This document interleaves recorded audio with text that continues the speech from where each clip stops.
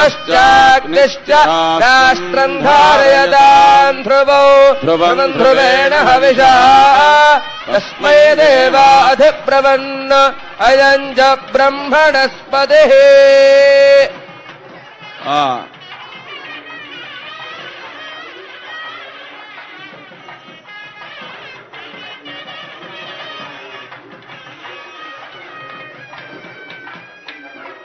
జగత్తులో సమస్త మానవాళికి సమస్త కళ్యాణాలని అనుగ్రహించేటువంటి దివ్య కళ్యాణమూర్తులు కళ్యాణ మండపంలో విరాజమానమై ఉన్నారు. కింద కూర్చోవాలండి. వారి యొక్క కింద కూర్చోబెట్టండి. దివ్యానుగ్రహం వలన సమస్త ప్రాణులు సమస్త జీవరాశులు కూడాను సుఖంగా ఉండాలి. జగత్ పార్వతీ పరమేశ్వరులకి జగతః పితరౌ వందే పార్వతీ పరమేశ్వరౌ. జగత్తుకి తల్లిదండ్రులు, వారికి కళ్యాణం చేయటం అంటే మనందరికీ కూడాను కళ్యాణము అని అర్థం. కళ్యాణము అంటే స్వస్థేయసం శివం భద్రం కళ్యాణం మంగళం శుభం.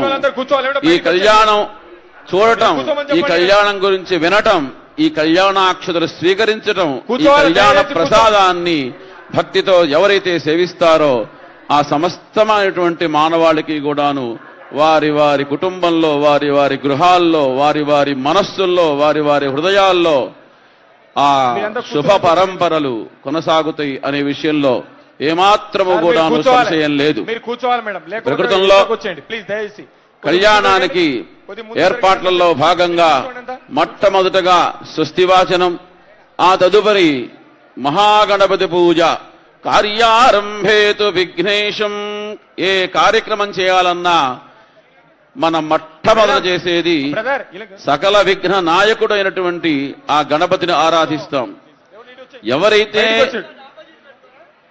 గణపతి యొక్క ఆరాధన విషయంలో వైముఖ్యంగా ఉంటారో, వైముక్షహత దైత్యశ్రీహి, ఎవరైతే గణపతి ఆరాధన విషయంలో విముఖంగా ఉంటారో, ఆ గణపతి ఆరాధన చేయాలనేటువంటి శ్రద్ధ ఎవరికి ఉన్నదో వారికి హతదైత్యశ్రీహి, వారి యొక్క శ్రీ అంతా హరించబడుతుంది. అంచేతను పార్వతీ పరమేశ్వర వివాహం చేయాలన్నా మొట్టమొదట చేయాల్సింది ఆ గణపతి యొక్క పూజ.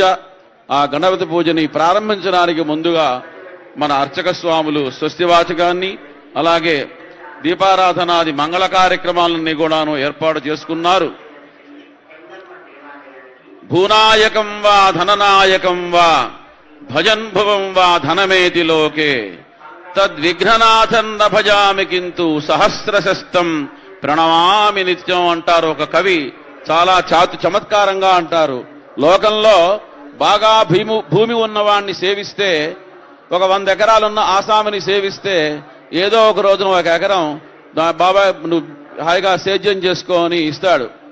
అట్లాగే బాగా డబ్బున్న వారి దగ్గరికి వెళ్ళి రోజు సేవ చేస్తే ఏదో బుద్ధి పుట్టినప్పుడు ఆయన డబ్బులు ఇస్తాడు. మరి విఘ్నాలకి నాయకుడు కదా, ఈయన్ని సేవిస్తే మనకి విఘ్నాలు ఇస్తే కష్టం కదా. కాబట్టి విఘ్ననాథన్న భజామి, ఈ విఘ్ననాథుణ్ణి నీ భజించను, కానీ సహస్రశస్తం ప్రణమామి నిత్యం, ఎటువంటి విఘ్నాలు రాకుండా ఉండటం కోసమై ఆయనని నేను సేవిస్తున్నాను అని చెప్పుకుంటాడు ఆయన. కాబట్టి ఆ విఘ్ననాయకుణ్ణి ఎటువంటి విఘ్నాలు రాకుండా ఉండటం కోసమై ఆ విఘ్ననాథుడి యొక్క పూజ చేస్తారు. ఇక్కడ ఒక రహస్యం ఉంది. శ్రీరామచంద్ర ప్రభువు అవతరించారు. ఆయన ఇంటికి వశిష్ఠుల వారు పురోహితులు, తల్లి తండ్రి కూర్చున్నారు, మంచి దావాతు చేశారు, అందరినీ పిలిచారు. అందరి సమక్షంలో ఆ మహర్షుల యొక్క సూచన మేరకు శ్రీరామచంద్ర అని పేరు పెట్టారు. అట్లాగే శ్రీకృష్ణ స్వామికి కూడా నామకరణం చేశారు. మరి వినాయకుడికి ఎవరు నామం చేశారు? ఆయన పుట్టినప్పుడు తండ్రి లేడే, తండ్రి లేకుండా పుట్టిన మహానుభావులు కదా ఈయన. మరి ఈయనకి ఎవరో ఒకళ్ళు ఏదో పేరు పెట్టాలి కదా. సరే, విఘ్నాలన్నీ పోగొట్టాడు కాబట్టి విఘ్ననాయకుడు, ఒకటే దంతం ఉంది కాబట్టి ఏకదంతుడు, పెద్ద కర్ణాలున్నాయి కాబట్టి శూర్పకర్ణ, ఇట్లా ఏవో అవన్నీ కూడా లావుగా ఉంటే లావుగా ఉన్నారు, సన్నగా ఉంటే సన్నగా ఉన్నారు చెప్తారు. కానీ అసలంటూ ఆయనకి పేరు ఉండాలి కదా. ఏం పేరు పెట్టారు అని మీలో ఎవరికన్నా తెలిస్తే చెప్పచ్చు, వింటాం మేము. పార్వతీ అమ్మవారు ఆలోచించింది ఏం పేరు పెట్టాలి అంటే, ఆవిడ ఆలోచించి ఒక అద్భుతమైన పేరు పెట్టింది.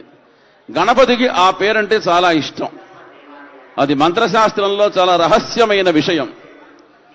ఏమిటి అంటే, ఆవిడ యొక్క శరీరం మీద నలుగు పిండి పెట్టుకొని ఉంటే ఆ నలుగు పిండిని రాసుకుంటున్న సమయంలో చెలికత్తలొచ్చి, అమ్మా ఈశ్వరుడికి చాలా మంది నందీశ్వర, భృంగీశ్వరాది అనేక గణాలున్నాయి, నీకంటూ ఒక్క గణం లేదు, నీ పుట్టింటి వాళ్ళు ఒక్క పియ్యేనివ్వలేదు, నీ పుట్టింటి వాళ్ళు సేవకుల్నివ్వలేదు, మరి నీకు ఏమిటి కష్టం వస్తే చెప్పుకోవడానికి నీకంటూ ఒక ఆంతరంగికుడు ఉండాలి కదా అని ఆ చెలికత్తెలు పలికినప్పుడు ఆవిడికి అప్పుడు మనస్సులో ఒక ఆలోచన కలిగింది. ఆ పార్వతీ అమ్మవారికి ఆ ఆలోచన మేరకు ఆ నలుగు పిండి రాసుకుంటూనే దాంట్లో నుంచి ఆ పిండిని శరీరం మీద నుంచి రుద్ది ఒక ముద్ద చేసి, ఆ ముద్దని ఒక రూపాన్ని చేసి, ఆ రూపానికి ఒక నామం పెట్టింది. ఏమిటి ఆ నామం అంటే, వత్ లభః, శరీరవత్ లభః, శరీరం లాగా. అందుకోసమే వినాయకుడు ఎలా ఉన్నా అందంగా ఉంటాడు, మిగతా వాళ్ళకి చాలా అలంకారాలు చేయాలి, ఆయనంత గరిక వేసినా అందంగానే ఉంటాడు. అందుకోసం ఆ యమ్మ జగదంబిక పార్వతీ అమ్మవారు వల్లభః అని పేరు పెట్టింది. అసలు మొట్టమొదటి పేరు వల్లభుడు. తమిళనాడులో అనేక ప్రాంతాల్లో వల్లభ గణేశుడు అని చెప్తారు. వేదాంత శాస్త్రంలో వల్లభేష ఉపనిషత్తు అని కూడా ఉంది. అటువంటి ఆ వత్ శరీరవత్ లభః, ఆ పార్వతీ అమ్మవారి యొక్క శరీరం నుంచి మనందరం కూడాను శరీరంలోంచి పుట్టాం, అమ్మ శరీరంలోంచి పుట్టాం, కానీ ఆయన శరీరం పైనుంచి పుట్టాడు కాబట్టి శరీరవత్ లభః వల్లభః. అటువంటి వల్లభ స్వరూపమైనటువంటి ఆ గణపతి యొక్క పూజ అనేటువంటిది అత్యంత ప్రాముఖ్యమైనటువంటి పూజ. ఆ పూజని ప్రారంభించే ముందు స్వస్తి వాచనం. ఓం మమాగ్నే వృత్యో విహవేశ్వస్తు వయంద్వేంధానాస్తనువం పుషేమా నమంతాం ప్రజశ్చదస్త్రస్త్వజాధ్యక్షేణ మృదనాదజేమా దేవా విహవే సంతు సర్వ ఇంద్రావంతో మరుతో విష్ణురగ్నిః మమాంతరిక్షమరుగోపమస్తు మహ్యం వాతః పవతాం కామే అస్మిన్ దేవాద్రవిణమాయ జంతాం మయ్యాశీరస్తు మయి దేవహూతిః దేవ్యాహోతారా పరిషంత పూర్వేరిష్టాస్యామ తనువాసు వీరాః యజంతు మమ యాని హవ్యాగోతి సత్యా మనసో మే అస్తు ఏనో మానికాంగతవజ్జనాహం విశ్వే దేవాసో అధివోజతామే ఈశ్వరుర్వేరుణ కృణోత విశ్వే దేవాస లీలయధ్వం మహాస్మై ప్రదదామాతరో బ్రహ్మారథామద్విషతే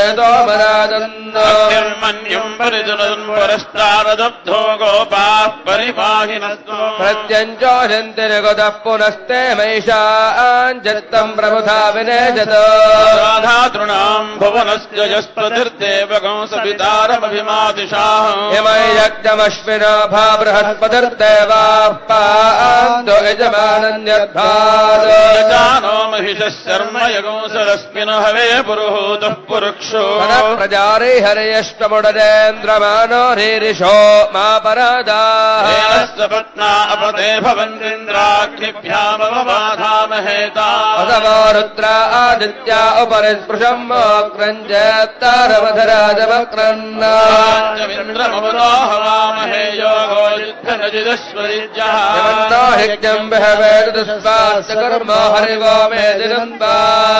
సకల శివస్వరూపం.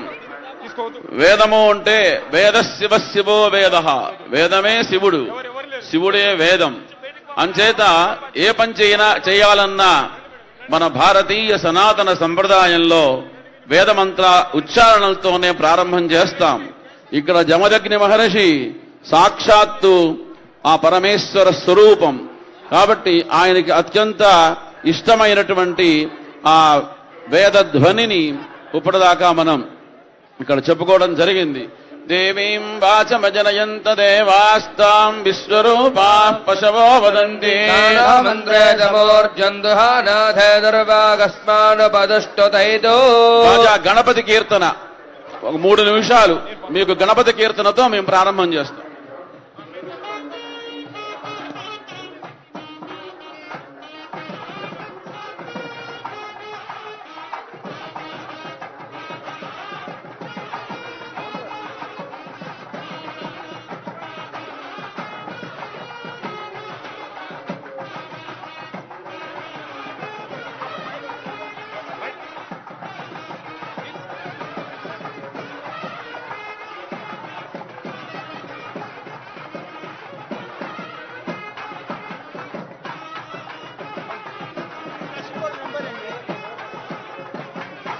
ఎవరు లేదు సార్ ప్లీజ్